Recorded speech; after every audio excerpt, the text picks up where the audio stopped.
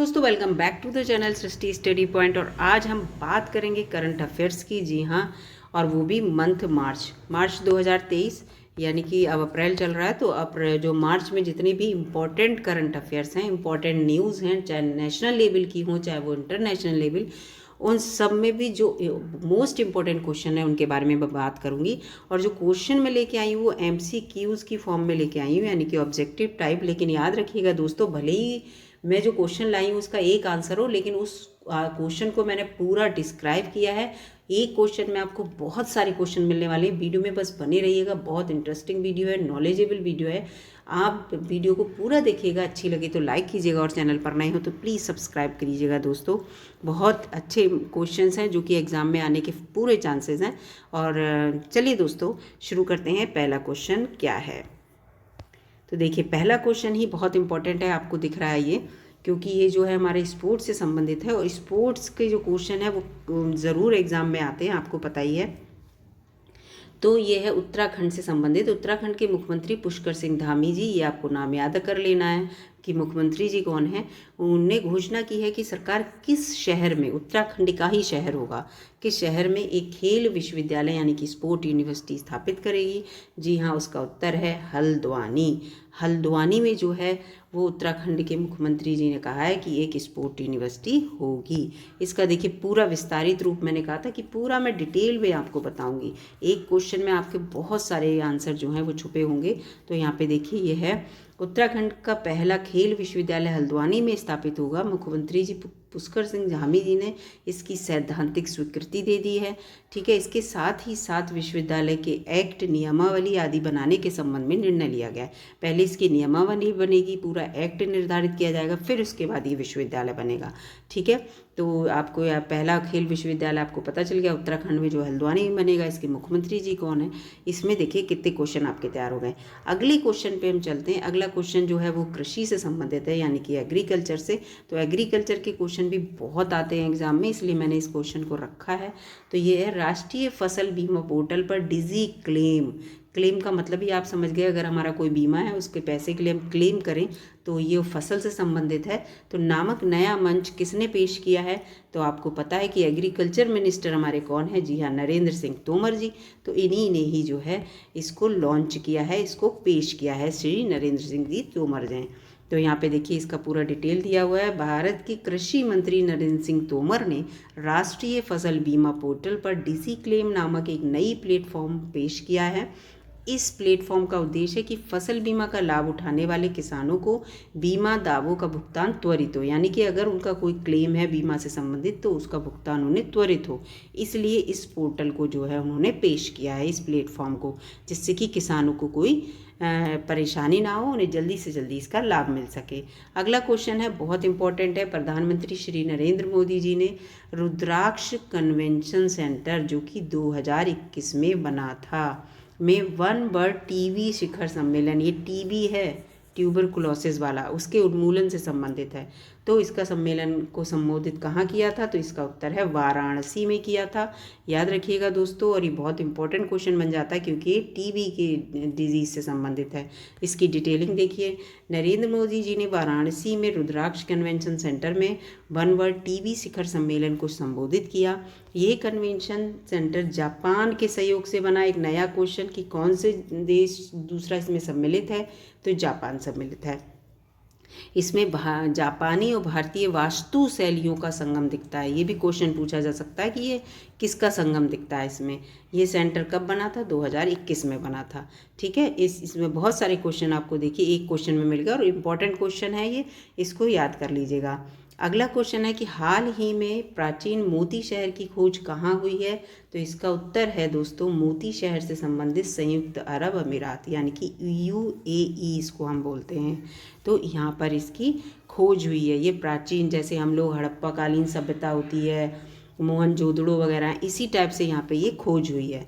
तो इस खोज को ध्यान रखिएगा, ये प्राचीन खोज है बहुत, और बहुत इंपॉर्टेंट होने वाली है, क्योंकि ये विश्व इतिहास में आ सकती है कभी भी, ये बुक्स में लिखकर।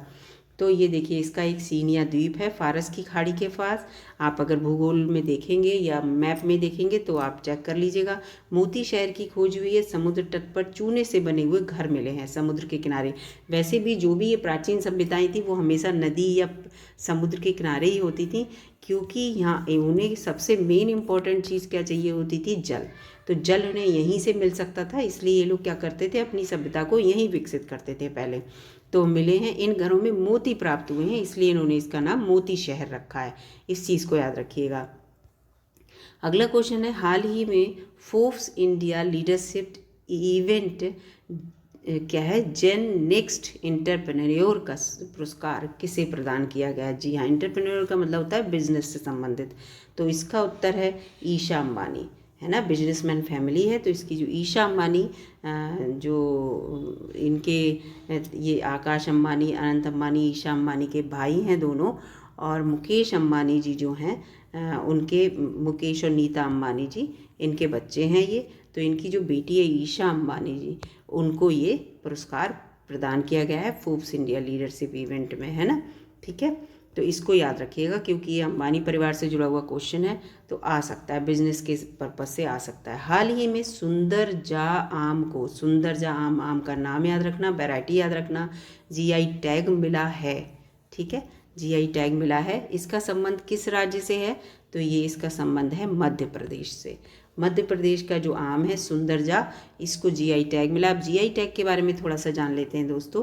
तो ये है जीआई टैग की शुरुआत 1999 में हुई, 99 के अधिनियम से हुई। ठीक है, याद रखिएगा, इस बात को याद रखिएगा। कौन सी अधिनियम से, 1999 के। शुरुआत कब हुई, 2003 में, इसको याद रखिएगा। दोनों में अंतर है, दोनों के ईयर में अंतर है। जीआई टैग पहली बार दार्जिलिंग की जो चाय है पश्चिम बंगाल के लिए दिया गया था। जीआई टैग 10 वर्षों के लिए दिया जाता है। तो इसमें कितने सारे आपके क्वेश्चन तैयार हो गए कि पहली बार जीआई टैग किसे मिला था हमारे देश में, और कब ये लागू हुआ था, कितने वर्षों के लिए होता है, तो ये सब। इसके बाद आता है, हाल ही में वन्यजीव संरक्षण पुरस्कार 2023 किसे दिया गया। वन्यजीव संरक्षण से संबंधित है, तो मोस्ट इम्पॉर्टेंट क्वेश्चन हो जाता है दोस्तों ये, क्योंकि अभ्यारण्य और वन्यजीव संरक्षण, इनसे जो क्वेश्चन है वो बहुत इंपॉर्टेंट हो जाते हैं। अगर नए क्वेश्चन होते हैं, कुछ इनकी नई बात होती है। तो इसका उत्तर है आलिया मीर। आलिया मीर याद रखिएगा। ठीक है, आलिया मीर से, इससे ये है कि आप आलिया से याद कर लीजिएगा। बहुत से लोगों को जो फिल्मी हीरोइन हैं आलिया जी, उनके उससे याद कर सकते हैं ये। तो इसको याद कर लीजिएगा, आलिया मीर। ठीक है, यह जम्मू कश्मीर से संबंधित हैं। आलिया मीर को जम्मू कश्मीर द्वारा वन्यजीव संरक्षण पुरस्कार से सम्मानित किया गया है। वे इस क्षेत्र में अपने संरक्षण प्रयासों के लिए पुरस्कार प्राप्त करने वाली केंद्र शासित प्रदेश की पहली महिला हैं, केंद्र शासित प्रदेश की हैं। तो ये इम्पोर्टेंट क्वेश्चन बन जाता है दोस्तों। आलिया मीर कश्मीर की पहली महिला भी है जो चैरिटी वाइल्ड लाइफ SOS संस्था के लिए काम करती हैं, जो वाइल्ड लाइफ रेस्क्यू टीम का हिस्सा भी हैं। मतलब कि अगर वाइल्ड लाइफ, कोई जानवर है या किसी को परेशानी है तो उसको बचाने का काम भी करती हैं। लेफ्टिनेंट मनोज सिन्हा ने, ये क्वेश्चन आ सकता है, किसने इन्हें पुरस्कार दिया, तो लेफ्टिनेंट मनोज सिन्हा ने ये इन्हें पुरस्कार दिया। तो इस चीज़ को याद रखिएगा दोस्तों, बहुत इंपॉर्टेंट क्वेश्चन है ये। आलिया मीर को याद रखिएगा, इनको भूलिएगा नहीं बिल्कुल। जैसे फिल्मी हीरोइन आलिया जी को हम याद रखते हैं, ऐसे इन्हें भी याद रखिएगा। अगला क्वेश्चन है, विश्व क्षय रोग दिवस कब मनाया जाता है। इससे संबंधित एक, मैं जो अपना कम्युनिटी टैब है उसमें जो है हमेशा क्वेश्चन डालती रहती हूँ, आप देखिएगा यूट्यूब पे। तो उसमें हमेशा जब भी जो भी डे होता है उससे संबंधित क्वेश्चन डालती हूँ, जिसके आंसर आपको देने होते हैं। 4 ऑप्शन होते हैं, ऑब्जेक्टिव टाइप एक क्वेश्चन होता है। उसमें ये क्वेश्चन मैंने अपलोड किया था, अगर आप जाके देख सकते हैं मेरे चैनल पर, कम्युनिटी टैब पे जाके। तो इसका उत्तर है 24 मार्च। क्या उत्तर है इसका, 24 मार्च। ये देखिए, हर साल 24 मार्च को तपेदिक यानी कि टीबी की वैश्विक महामारी और बीमारी को खत्म करने के प्रयासों के बारे में जनता को जागरूकता फैलाने के लिए विश्व क्षय रोग दिवस मनाया जाता है 24 मार्च को। ये तारीख 1882 में उस दिन को चिन्हित करती है जब डॉक्टर रॉबर्ट कोच ने घोषणा की थी कि उन्होंने टीबी का कारण बनने वाले जीवाणु की खोज की। रॉबर्ट कोच ने खोज की थी टीबी के जीवाणु की, जिसने इस बीमारी का निदान और इलाज का रास्ता भी खोल दिया है, जिससे खोल दिया हो गया था। ठीक है, और 2023 की इसकी जो 24 मार्च को हमने विश्व क्षय रोग दिवस मनाया है, इसकी जो है वो थीम भी याद कर लीजिएगा। थीम है yes we can end TB. ठीक है, इसके बाद अगले क्वेश्चन में आते हैं। हाल ही में गृह मंत्री अमित शाह ने कहाँ मादक पदार्थ तस्करी पर, जो मादक पदार्थ की तस्करी होती है, पर क्षेत्रीय सम्मेलन की अध्यक्षता की है? इसका उत्तर है बेंगलौर। क्या है इसका उत्तर? बेंगलौर में उन्होंने इसकी अध्यक्षता की है। ये देखिए यहाँ पे लिखा है बेंगलुरु में। इन्होंने जो बेंगलुरु नाम है अब इसका, बेंगलुरु में केंद्रीय गृह मंत्री अमित शाह ने नशीली दवाओं की तस्करी और राष्ट्रीय सुरक्षा पर क्षेत्रीय सम्मेलन की अध्यक्षता की। इस सम्मेलन में 5 दक्षिण राज्य और 3 केंद्र शासित प्रदेशों के प्रतिनिधियों ने भाग लिया। ये भी याद रखिएगा कि कितने दक्षिण के राज्य थे और कितने केंद्र शासित प्रदेश थे। ठीक है, तो फिर चलते हैं अगले क्वेश्चन पे दोस्तों। संयुक्त राष्ट्र 2023 जल सम्मेलन, मोस्ट इम्पॉर्टेंट क्वेश्चन है दोस्तों ये, क्योंकि ये पर्यावरण से संबंधित है और हमारे जल से संबंधित है, क्योंकि जल ही जीवन है, का उद्घाटन कहाँ हुआ? इसका उद्घाटन हुआ न्यूयॉर्क में। कहाँ हुआ दोस्तों? न्यूयॉर्क में। ये संयुक्त राष्ट्र 2023 जल सम्मेलन, इसके बारे में यहाँ पे देखिए पूरा डिटेल में है। न्यूयॉर्क में हुआ इसका, क्योंकि इसका मुख्यालय न्यूयॉर्क में है। 22 से 24 मार्च तक ये आयोजित हुआ है, हो गया, अब तो डेट निकल गई। इस सम्मेलन को वर्ष 2030 तक सुरक्षित जल व स्वच्छता तक सार्वभौमिक पहुँच की दिशा में प्रगति को तेज करने के लिए एक पीढ़ी समय में मिलने वाला असाधारण अवसर करार किया गया। मतलब इसको, इस जल को सुरक्षित करना है, हमें स्वच्छता करना है, जिससे कि एक से दूसरी पीढ़ी तक ये अच्छे से पहुंच सके। इसके लिए सम्मेलन हुआ, 22 से 24 मार्च तक हुआ, न्यूयॉर्क में हुआ, क्योंकि अब आपको पता चल गया संयुक्त राष्ट्र का जो मुख्यालय है वो न्यूयॉर्क में है। उसके बाद आ जाता है, हाल ही में किसने डिजिटल प्लेटफॉर्म सागर मंथन, जब भी कोई नया प्लेटफॉर्म लॉन्च होता है उससे संबंधित क्वेश्चन आ जाते हैं, किसने लॉन्च किया? तो इसका उत्तर है सर्बानंद सोनोवाल ने। किसने इसको लॉन्च किया सागर मंथन को? सर्बानंद सोनोवाल ने। ऐसे भी याद कर सकते हैं आप, सा से सागर मंथन, सा से सर्बानंद सोनोवाल ने।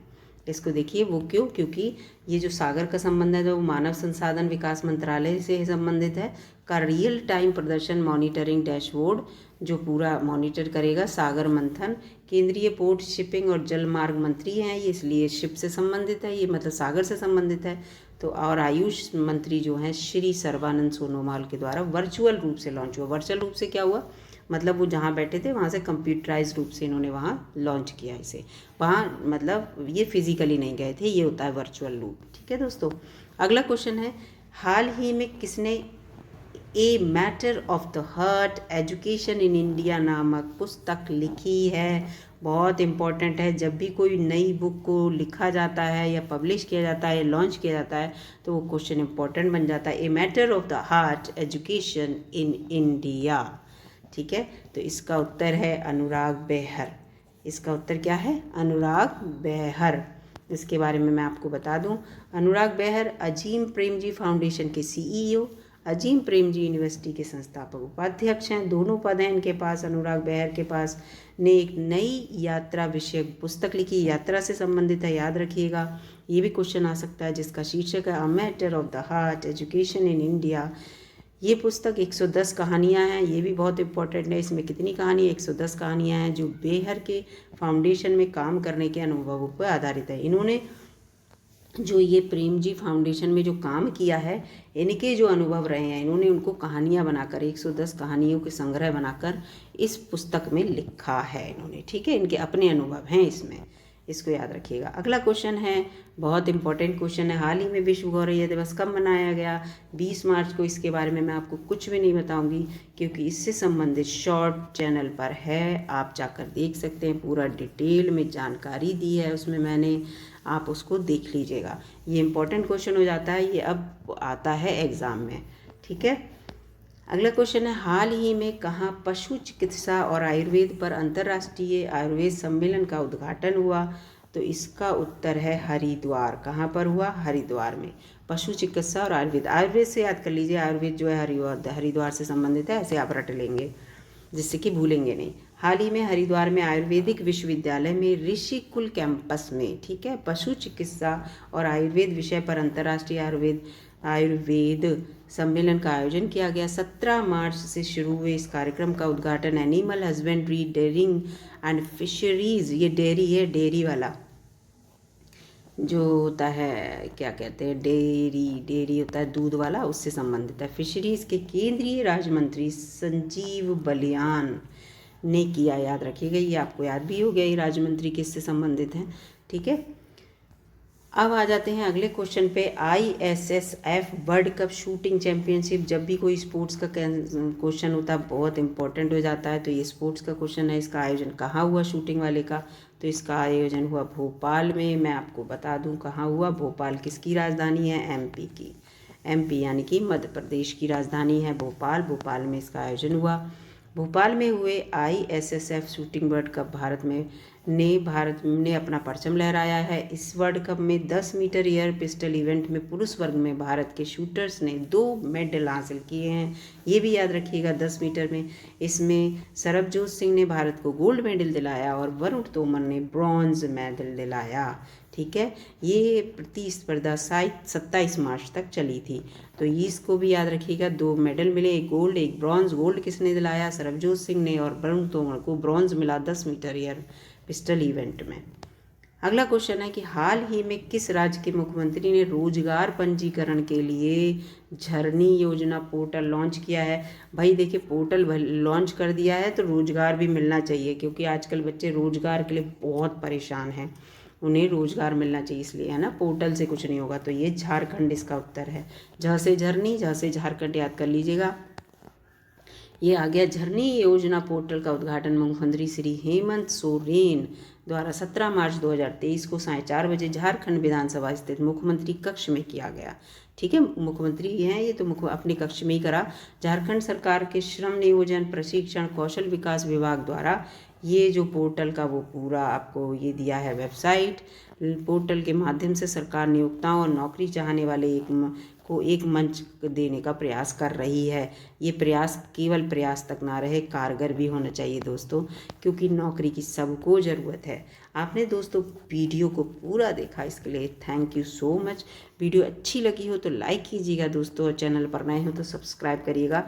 आपको खुद ही समझ में आ गया होगा, भले ही क्वेश्चन इसमें 16 थे, हर वीडियो में मैं कहती हूँ भले ही इसमें क्वेश्चन 16 थे, लेकिन हर क्वेश्चन को आप अगर 4 से गुणा करें, क्योंकि हर क्वेश्चन में 4 नए क्वेश्चन आपको मिले होंगे। 64 क्वेश्चन, लगभग 60 क्वेश्चन आपको जो है ज़रूर तैयार हो गए होंगे इस वीडियो में। और वीडियो को बार बार देखिएगा, जिससे कि आपको क्वेश्चन के आंसर जो हैं बिल्कुल एकदम रट जाएं, और अगर कभी एग्ज़ाम में क्वेश्चन आए तो आप बिल्कुल भूलें ना।